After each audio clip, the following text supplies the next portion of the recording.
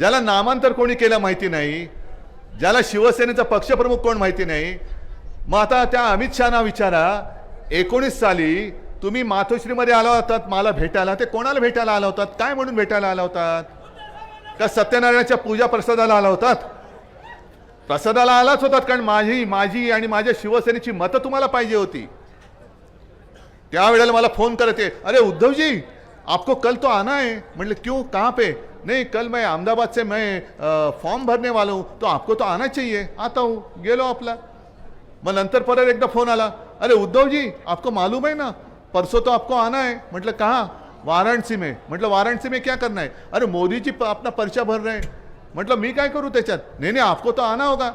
मला कशाला बोलवलं होतं तिकडे? अर्ध्या रात्री मी वाराणसीत गेलो होतो तिकडे.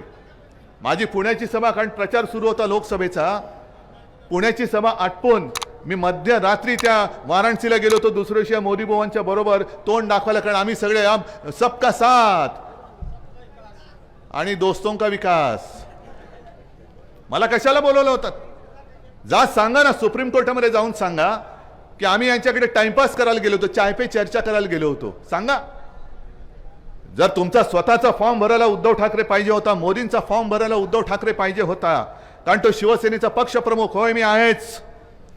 आणि ही शिवसेना आणि ही सगळी संपत्ती माझी वडिलोपार्जित आहे. शहा तुमचा अधिकार नाहीये. राजकारणातील प्रत्येक अचूक बातमीचे सर्वात आधी अपडेट्स मिळवण्यासाठी सरकारनामाच्या सर्व सोशल मीडिया प्लॅटफॉर्मला लाईक, फॉलो आणि सबस्क्राईब करा. तसंच सर्व नोटिफिकेशनसाठी बेल आयकॉन प्रेस करायला विसरू नका.